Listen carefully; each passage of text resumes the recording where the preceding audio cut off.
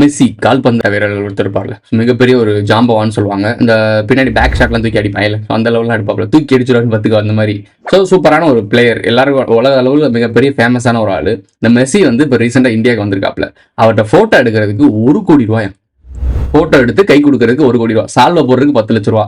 ஏண்டா ஒருத்தனை சினிமாக்காரனா இருந்தாலும் சரி, இந்த மாதிரி விளையாட்டு வீரனா இருந்தாலும் சரி, இவங்களை பார்த்து இவங்ககிட்ட போட்டோ எடுக்கிறதுக்கு 10 லட்ச ரூபா கொடுத்து போட்டோ எடுக்கிறீங்கன்னா, இந்தியா என்னடா ஏழை நாடுன்றீங்க? எங்கடா யாரா ஏழை இருக்காங்க? எனக்கு புரியல.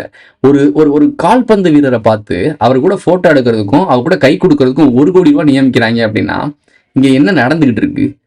எங்க பணம் பொருள்?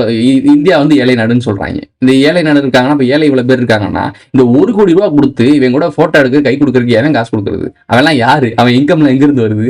ஸோ இவங்களுக்கு இந்த இங்க யோசிச்சு பாருங்களேன், ஒரு கை கொடுத்து ஒரு செல்ஃபி எடுக்கிறதுக்கு 10 லட்ச ரூபான்ற அளவுக்கு நியமிக்க வச்சிருக்காங்க. அதே மாதிரி ஒரு பிரச்சனை நடந்துச்சு. அந்த கிரவுண்ட் இருக்குல்ல, அந்த கிரவுண்ட்ல வந்து அவர் வரலையாம், மக்களை சந்திக்கிறதுக்கு அந்த டிக்கெட் எடுத்து வந்தாங்கல்ல, அவங்களை சந்திக்க வரலையாம். ஒவ்வொருத்தவங்க அவரை பார்க்கறதுக்காகவும் சால்வ் பண்ணி வைக்கிறதுக்காகவும் இவ்வளோ அமௌண்ட் செலவு பண்ணியிருக்கோம், என்ன அவர் பாட்டு வராமல் போயிட்டாருன்னு சொல்லிட்டு அது ஒரு பிரச்சனையாகி அங்கே ஒரு கலவரத்தையே உருவாக்குனாங்க.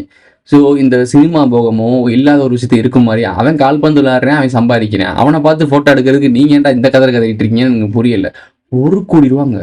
இந்த படத்தை சொன்ன மாதிரி 1 கோடி அப்படின்ற மாதிரி 1 கோடி நீ பார்த்த 1 கோடி இந்த இத்து போன 4 வாழத்தாருக்கு 1 கோடி ரூபாய்.